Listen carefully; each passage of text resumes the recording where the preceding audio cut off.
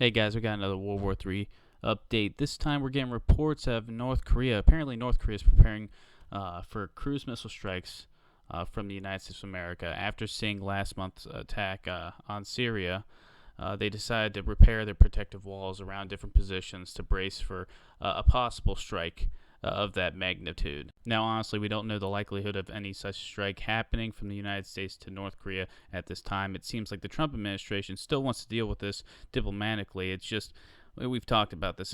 It's one of those things where one side wants the other one to do something before they start talks, and the other side's like, well, we'll never do that. How about you do this? And that side's like, we can't really do that. And it just goes back in a circle, back and forth, back and forth. What we are seeing the U.S. do is apparently they're conducting military drills to counter North Korea's WMDs. So the U.S. Army forces in South Korea have apparently started these exercises aimed at destroying North Korea's WMDs, their weapons of mass destruction, by practicing different ship-to-shore air assaults from South Korean warships. So the U.S. and South Korea are working together with these drills, which we talked about an article about 2 to 3 weeks ago about U.S. commandos doing different drills to secure North Korea's nuclear arsenal if a war broke out between the two, if strikes happened.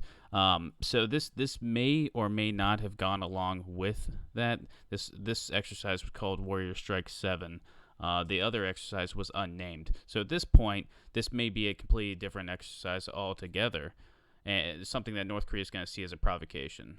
So what we're also seeing is that a cargo ship, it looks like Russia and North Korea are kind of like trying to get on friendlier terms. They're pretty friendly terms to begin with, but now North Korea seems to be flaking away from China, and China flaking away from North Korea, and so North Korea's got to extend its hand to other potential allies, and it seems like this cargo passenger ferry in between North Korea and Russia may be doing just that.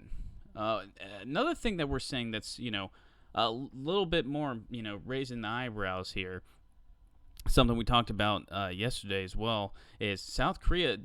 People are seeing more and more military convoys heading towards the North Korean line, the DMZ there.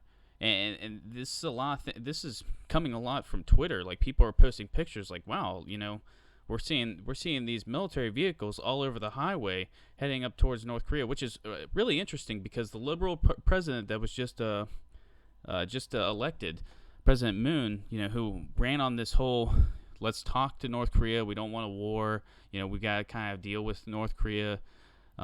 They're not going away. He's been a little bit more aggressive ever since this missile test last weekend, which it seems like everyone has been a little bit more aggressive since that missile test, because even experts said that this kind of proves that their missile program is a little further than we all expected. President Moon came out and said that a conflict with North Korea is highly possible, it's highly likely, and so after giving a big statement like that for him, and then seeing all these troop deployments, him kind of backing off on the whole, anti-THAAD system rhetoric that was being thrown around. Now it makes you really wonder, okay, are the United States and South Korea, with all these drills and all these troop movements, are they getting ready for something big?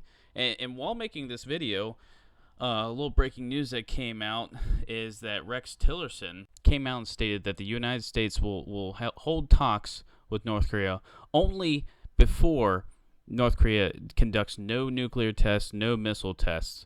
And this is where I'm like, okay, if World War III starts from a false flag, they're going to act like that they tried diplomatic means. Both sides will act like they're the good guy, that they tried to bring everyone to the table. But both sides are asking ridiculous requests. I mean, I'm not saying it's ridiculous for this, South Korea, Japan, and the United States to say, hey, these are provocations. North Korea shouldn't, have these types of missiles because on a weekly basis they say they're going to destroy somebody new. But to them, to North Korea, that's a ridiculous request. To Kim Jong-un, that's a ridiculous request. That's a request that isn't going to bring him to the table, and they know that. North Korea stated that they're not going to stop their nuclear program. They're not going to stop their missile tests. And on the other hand, North Korea only wants to be brought to the table if the U.S. gets the hell out of Dodge, which they're not going to do. It's a ridiculous request. So when the globalist agenda is pushed, when World War III starts, when some false flag happens, everyone's going to be like, oh, wasn't me. I didn't start this. My requests were completely sound, completely reasonable. So guys, while everyone's talking about how they're willing to talk to the other side, while they're willing to give peace a chance, their troop movements say a different story. Their deployments say a different story. Their different exercises paint a different picture here. But that's all we got right now. As updates come out, guys, you'll know we'll cover them. All right, we're trying to be one step ahead of the globalists here, people. But until next, guys, peace out.